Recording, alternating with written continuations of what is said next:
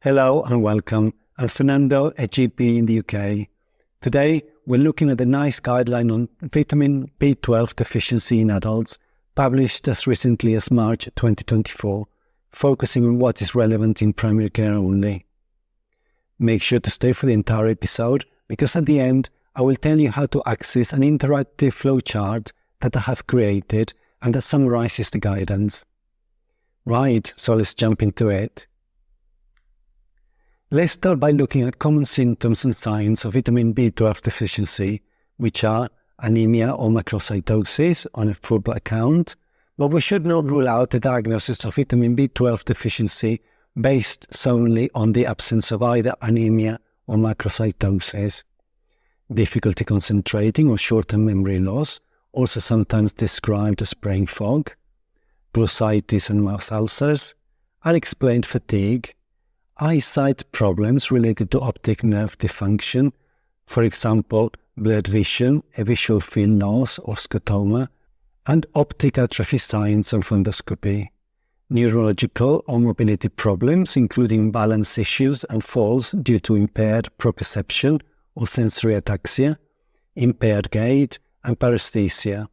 And finally, it can also be associated with mental health problems, including symptoms of depression, anxiety or psychosis.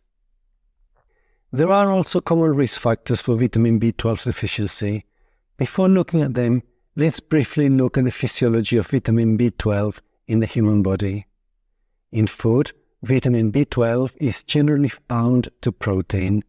So in the stomach, gastric enzymes such as pepsin separate the vitamin B12 from the protein. Then, the freed vitamin B12 combines with a protein produced by parietal cells in the stomach called intrinsic factor.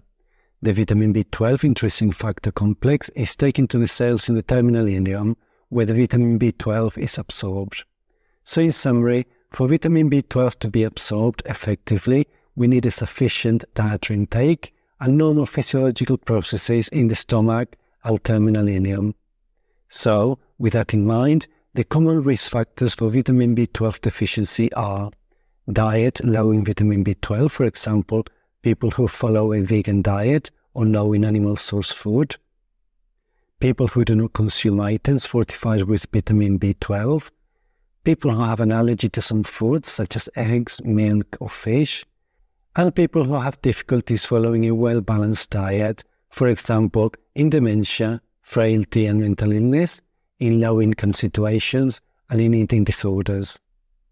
Other risk factors include conditions such as atrophic gastritis, celiac disease, or another autoimmune condition, and previous gastrointestinal surgery like bariatric surgery and gastrectomy or terminal ileal resection. Some medicines like colchicine, H2 receptor antagonist and PPIs, metformin, and some antiepileptics like phenobarbital, pregabalin, primidone, and topiramate. A family history of vitamin B12 deficiency or an autoimmune condition, and finally, recreational nitrous oxide. We should use our clinical judgment as to when to check for vitamin B12 levels, paying attention as to whether patients have symptoms, signs, and risk factors. In order to diagnose vitamin B12 deficiency, we will use either total B12 or serum cobalamin or active B12 or serum holotranscobalamin, unless the test needs to be done during pregnancy, when we should always use active B12 or serum holotranscobalamin, or if recreational nitrous oxide is the suspected cause, when we will use plasma homocysteine or serum methylmalonic acid or MMA. We should not delay vitamin B12 replacement while waiting for the test results in suspected megaloblastic anemia, neurological symptoms, or suspected vitamin B12 secondary to medication. We will use caution when interpreting test results if they're already using an over-the-counter preparation containing vitamin B12, because they may mask a deficiency but may not fully treat it, or if they're taking a combined oral contraceptive pill, because this can lower total B12 concentrations without causing a true deficiency. We also need to be aware that people of Black ethnicity may have a higher reference range for serum vitamin B12 concentrations. The NICE guidelines give vitamin B12 thresholds to decide whether the vitamin B12 deficiency is unlikely, confirmed, or whether their value is indeterminate. But it also recommends using local validated thresholds if they exist. So in the absence of local guidance, we will follow these thresholds. If total B12 is less than 180 nanograms per liter, or active B12 less than 25 picomoles per liter, then the vitamin B12 deficiency is confirmed. If total B12 is more than 350 nanograms per liter, or active B12 is more than 70 picomoles per liter, then the vitamin B12 deficiency is unlikely, and we will investigate other causes of their symptoms, and if they are still experiencing symptoms 3 to 6 months later, we will repeat the vitamin B12 test.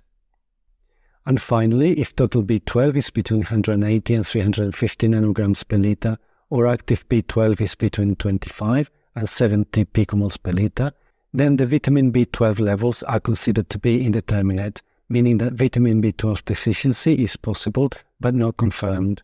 In these cases, we will measure serum MMA concentrations if there are symptoms or signs of deficiency. While waiting for the results, we will start vitamin B12 replacement if they could deteriorate rapidly, for example, neurological or hematological conditions such as ataxia or anemia. If they have a suspected irreversible cause of vitamin B12 deficiency, for example, autoimmune gastritis, a gastrectomy, terminal ileal resection, or some types of bariatric surgery, or if they're pregnant or breastfeeding. If the vitamin B12 deficiency is confirmed, we will investigate further and we will check for anti-intrinsic factor antibodies. If autoimmune gastritis is suspected, bearing in mind that a negative result does not rule out the presence of autoimmune gastritis. If autoimmune gastritis is still suspected, despite a negative anti-intrinsic factor antibody test, we will consider further investigations such as an anti-gastric parietal cell antibody test, a test to measure gastrin levels, a co-absorb test to measure whether vitamin B12 can be absorbed, and gastroscopy with gastric body biopsy. And if the cause of the vitamin B12 deficiency is still unknown, we will test for celiac disease. In terms of the management of the vitamin B12 deficiency, the management will vary depending on the cause. In malabsorption due to autoimmune gastritis, a total gastrectomy, or a complete terminal ileal resection, we will offer lifelong intramuscular vitamin B12 replacement. In malabsorption for other reasons like celiac disease or bariatric surgery, we will consider intramuscular instead of oral vitamin B12 replacement. But if we offer an oral preparation, we will prescribe at least 1 milligram a day. In medicine or nitrous oxide-induced vitamin B12 deficiency, we will give either intramuscular or oral vitamin B12 replacement based on our clinical judgment, and we will advise to stop nitrous oxide and consider stopping the medication causing the deficiency if appropriate. If the vitamin B12 deficiency is due to diet, we will give dietary advice, we will consider oral vitamin B12 replacement, and during pregnancy or breastfeeding, we will give at least 1 milligram daily. And we will consider intramuscular vitamin B12 injections if the condition deteriorates rapidly or there are concerns about adherence to oral treatment. We will also explain that some over-the-counter supplements may not contain enough vitamin B12 or the right type to be effective, and advise them to pick an oral supplement that contains cyanocobalamin, methylcobalamin, or adenosylcobalamin. In unknown causes of vitamin B12 deficiency, we will consider oral instead of intramuscular vitamin B12 replacement and review the response to treatment. Initial follow-up appointments after starting vitamin B12 replacement should be at 3 months or earlier, depending on the severity of the symptoms, or at 1 month if they're pregnant or breastfeeding. In oral supplementation, we will ask about symptoms, and if they have not sufficiently improved, they have got worse, or there are new ones, we will increase the oral dose to the maximum licensed dose, or if they're already taking the maximum, we will switch to intramuscular injections and consider further testing with serum MMA or plasma homocysteine.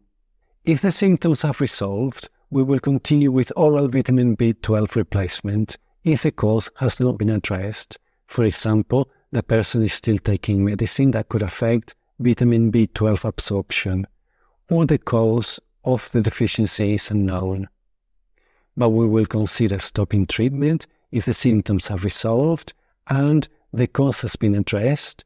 For example, the person has increased the dietary intake, although we will advise to come back if symptoms develop.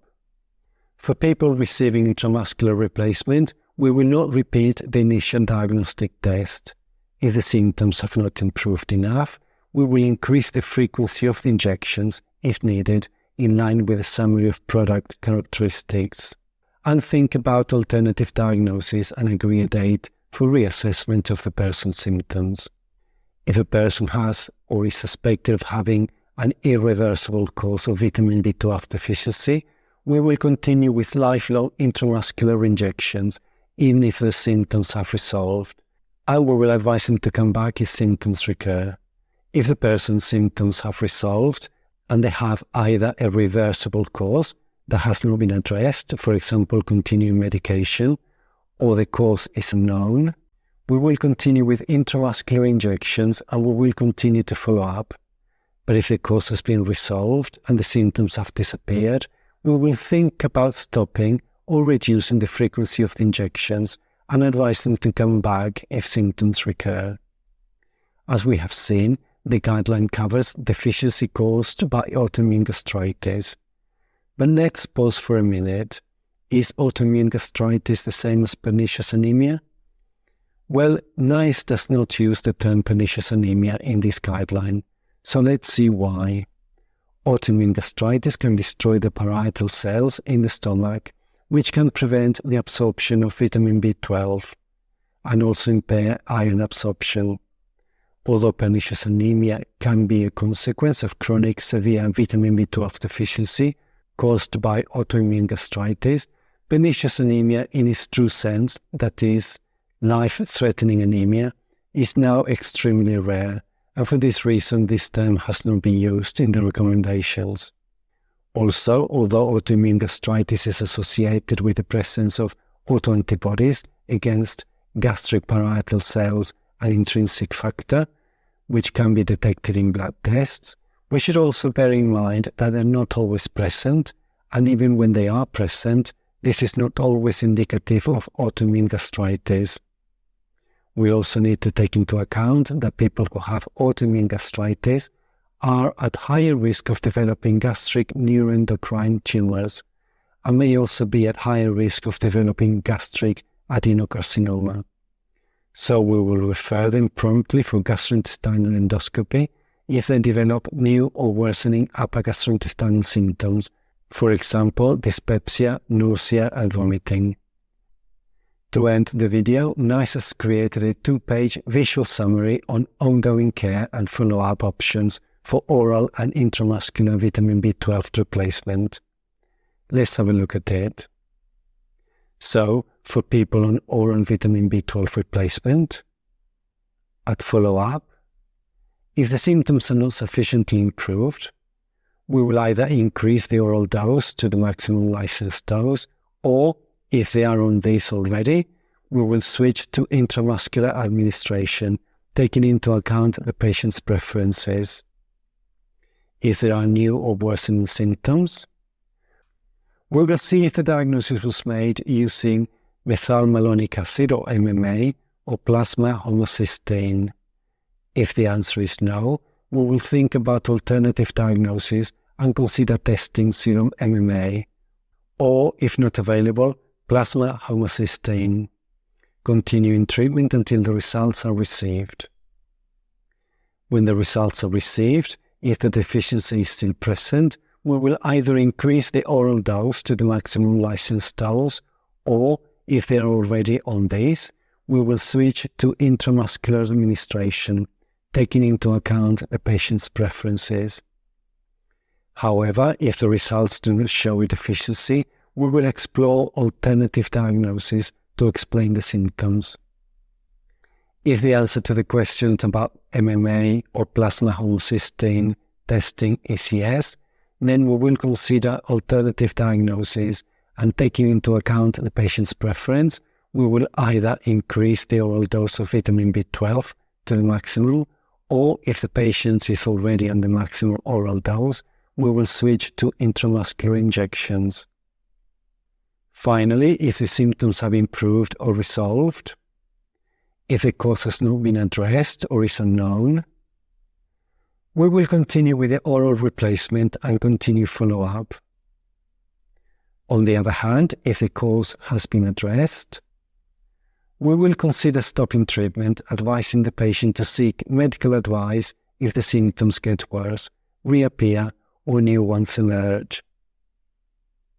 Now let's have a look at the summary for patients on intramuscular vitamin B12 replacement. So, at follow-up, if there are new symptoms, they are worsening or have not sufficiently improved, we will increase the frequency of injections. We will think about alternative diagnoses, and we will continue reviewing the patient.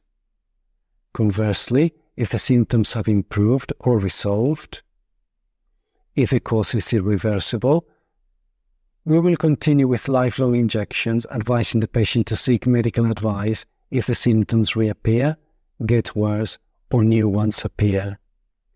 However, if the cause is reversible, but it has not been addressed or is unknown, we will continue with injections and regular reviews. And finally, if the cause has been resolved, we will think about stopping or reducing the frequency of the injections, advising the patient to seek medical advice if the symptoms get worse, reappear, or new ones emerge. I have created an interactive flowchart that incorporates these visual summaries as well as other nice guidance, and also advice given by the British Society of Hematology.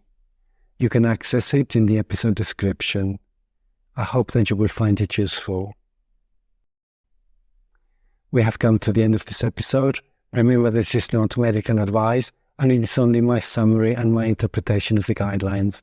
You must always use your clinical judgment. Thank you for watching, and goodbye.